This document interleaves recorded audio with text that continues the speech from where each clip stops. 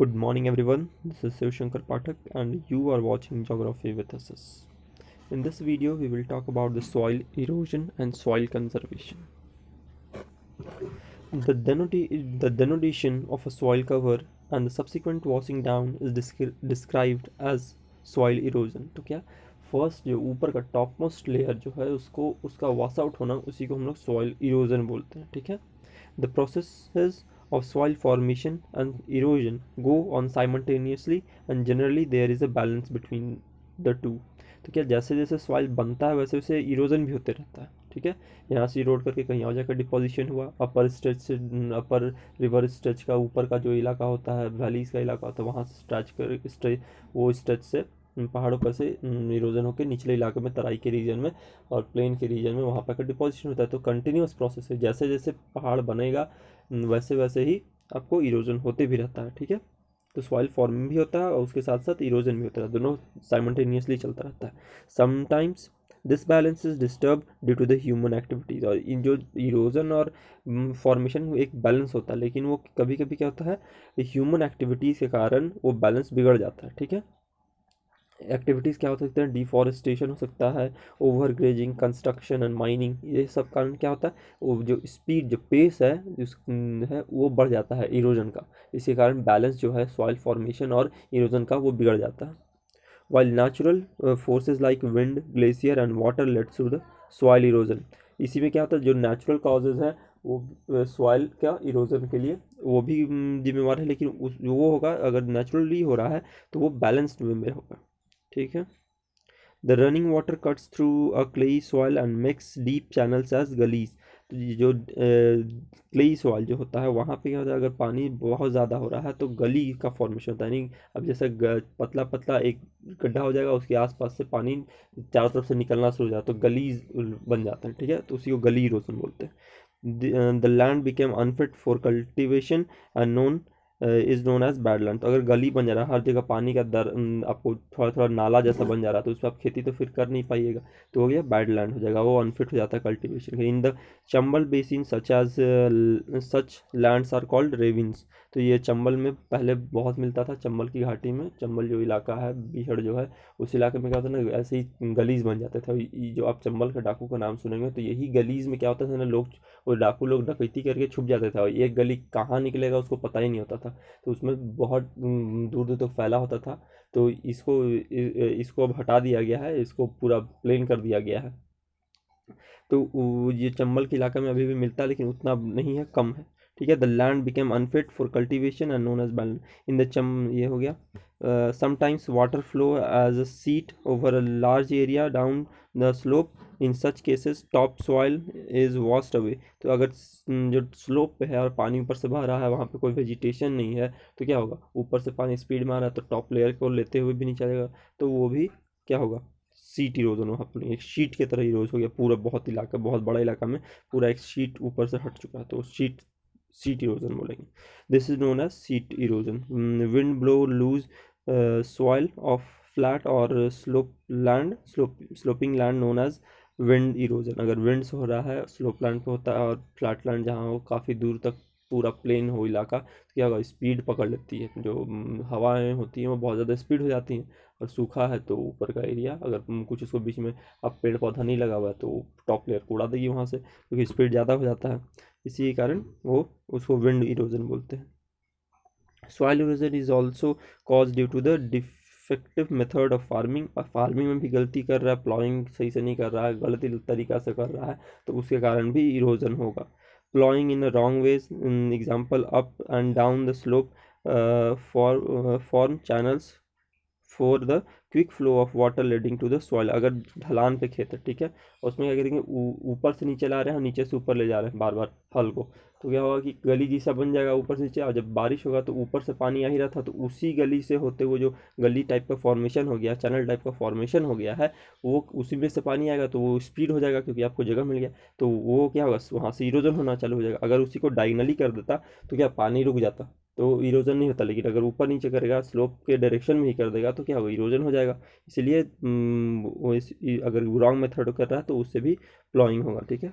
Ploughing along the contour lines can D accelerate the decelerate the flow of water down the हिल। तो वही अगर contour के यानी जैसे जैसे उसका हाइट है उस हिसाब से किया जाए, हाइट के अकॉर्डिंग किया जाए पैरेलली, मतलब उसके हाइट जैसे बढ़ा, हाइट का जो कॉन्टूर लाइन बनाते हैं हम लोग, सेम हाइट को ज्वाइन करने वाले को एरिया को, उसको कॉन्टूर लाइन बोलते हैं। तो उसी के अकॉर्डिंग, उसी के पैरेलल पैरेलल हम लोग अगर हल चलाएं तो क्या होगा, एक बन जाएगा, उससे से पानी डायरेक्ट स्पीड में नहीं काट पाएगा, तो इसीलिए कॉन्टूर प्लॉइंग करना चाहिए। ठीक है, step can be cut up to on the slope making terraces. जो स्टेप होता है, स्टेप फार्मिंग आप लोग जानते होंगे, स्टेप फार्मिंग या टेरेस फार्मिंग, ये सब क्या पहाड़ को काट के बना लिया जाता है ताकि स्टेप के जैसा बना लिया जाता है, सीढ़ी नुमा बना लिया जाता है, ताकि पानी एक बार वहाँ इकट्ठा हो, फिर नीचे गिरे, फिर इकट्ठा हो, तो डायरेक्ट पूरा स्पीड में नीचे जाके रुक रुक के जाए, तो इरोजन कम हो जाएगा, क्योंकि वाटर फ्लो कम हो जाएगा। Western and central Himalaya have well developed terrace farming. ये हिमालय, वेस्टर्न हिमालय और सेंट्रल हिमालय में काफ़ी ज़्यादा प्रैक्टिस किया जाता है। Large fields can be divided into strips, strip of grasses are left to grow between the. और बहुत बड़ा अगर इलाका है खेत का, तो उसके बीच में क्या करेंगे, छोड़ देंगे जगह, उसमें ग्रास बड़े बड़े निकल आएंगे, तो उससे क्या होगा कि जो पानी स्पीड से ऊपर से आ रहा था वो बीच में रुक गया जगह, उसको घास है तो घास तो पानी रोक लेगा, तो वो धीरे धीरे परकुलेट आगे बढ़ेगा, तो इसलिए वो स्पीड कम हो जाता है, तो उसका इरोजन कम होता है। इसको बोलते हैं बीच में लगा देंगे हम लोग, क्या घास लगने के लिए छोड़ देंगे।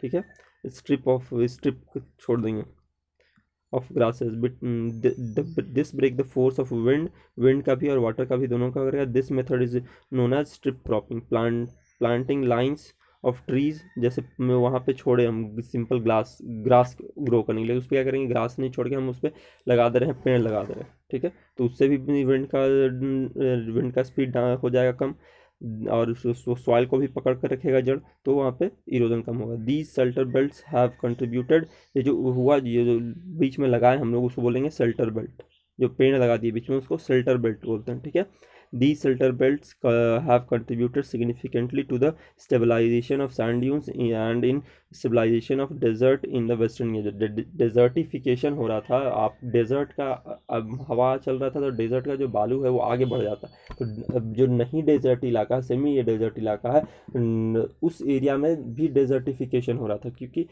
जो बालू है वो आगे बढ़ते जा रहा था, एक बार अगर बालू पहुंच गया तो वहाँ तो खेती नहीं हो पाएगा, तो उसको बालू को स्टेबलाइज करना होगा, तो उसके लिए क्या किया गया कि हम लोग स्ट्रिप लगा देंगे, शेल्टर बेल्ट बना देंगे, ग्रीन पौधे लगा देंगे कुछ कुछ दूर पे, ताकि स्पीड जो है कम हो जाए, आगे हवा पेड़ से टकराएगा, फिर वो बालू पे लगेगा, तो अब उतना फोर्स रहा ही नहीं, तो उड़ा नहीं पाएगा, या फिर उड़ा भी तो थोड़ा मोड़ा उड़ाएगा, तो इसलिए हम लोग उसको कंट्रोल कर पा रहे हैं। तो इस ये राजस्थान के इलाके में काफ़ी ज़्यादा प्रैक्टिस आप देखिएगा। तो state of India's environment, India में क्या कहे the village of Sukhomajri and the district of Jhabua have shown that is possible to reserve land degradation। तो ये जो एग्जांपल है दैट कि लैंड डिग्रेडेशन को हम लोग रोक सकते हैं। The tree density in Sukhomajri increase from 13 per hectare to in 1706 to 1272 per hectare इन 1992। तो जो एक हेक्टेयर में क्या था, ट्री डेंसिटी है इंक्रीज फ्रॉम 13 हेक्टेयर, पूरा ये जो इलाका है उसमें 13 हेक्टेयर में ही था 1976 में ट्रीज़ का डेंसिटी। ठीक है, लेकिन वही 1992 में देखते हैं तो 1272 पर हेक्टेयर, एक हेक्टेयर में 1272 ट्रीज़ हो गया। ठीक है, पहले था क्या, एक हेक्टेयर में मात्र 3 ट्रीज़ था 76 में, और 1992 आते आते जो इनिशिएटिव लिया गया उसके बाद 1272 ट्रीज़ पर हेक्टेयर हो गए। Regeneration of environment leads to the economic well-being as a result of a greater source ability, improve agriculture and animal care। तो ये अगर इन्वायरमेंट अच्छा होगा तो क्या एनिमल केयर भी अच्छा होगा, कूल क्लाइमेट होगा जितना अच्छा उतना अच्छा कैटल रियरिंग होता है। अगर आप गर्मी में रखिएगा तो कैटल को दिक्कत होगा, तो वो दूध कम देगी गाय, तो उससे भी दिक्कत होता है। तो अगर क्लाइमेट अच्छा है, वहाँ का इन्वायरमेंट अच्छा हो जाएगा पेड़ लगाने से, तो उसको फूड भी मिल जाएगा और उसको ठंड भी, थोड़ा इलाका ठंडा रहेगा पेड़ के कारण, तो वो उसका प्रोडक्शन बढ़ जाएगा दूध का। तो ये भी एक formula, ability improve the resource का एबिलिटी हो जाता है, मतलब खाने पीने का हो जाता है पेड़ के कारण, तो उसके कारण भी होता है। Animal care consequently increase income है, ये सब के कारण क्या होगा, पेड़ आप लगाएं तो पेड़ को बाद में बेचिएगा तो 20 साल बाद तैयार हो जाएगा तो पेड़ को भी बेच दीजिएगा, उससे एक्स्ट्रा इनकम हो गया आपका। उस पेड़ को साल में छटाई करना पड़ता है, तो पेड़ से वो जो छटाई हुआ आपका फायरवुड की तरह यूज़ कर सकते हैं, और और उसको एनिमल उसको खा सकता है। जब सूखा के दिन जब ग्रास खत्म हो जाते हैं गर्मी के दिन में, उस समय एरिड रीजन में खास करके, या फिर जनरली जो भी सभी रीजन में ख़त्म हो जाते हैं, तो उस टाइम में आप क्या, उस टाइम में वो पेड़ का पत्ता को आप खा सकते, गाय को आप दे सकते हैं या टर्टल्स को अपने खिला सकते हैं, तो वो आपका जो चारा के लिए आप लेना पड़ता गर्मी में, तो वो भी बच जाता है। ठीक है। Average annual household income in Sukho range from 10,000 to 15,000 between 1979 to 84, ये था। और इसको बढ़ाया होगा अब तक तो उसके कारण जो डेवलपमेंट हुआ 1979 से 84 के बीच में, जो इनिशिएटिव लिया गया प्लांटेशन का, इसके कारण क्या हुआ, जो हाउस होल्ड इनकम वो अच्छा हो गया थोड़ा। 15,000 उस समय के ज़माना में बहुत अच्छा था, उसमें सरकारी जॉब वाला को इतना नहीं मिलता होगा।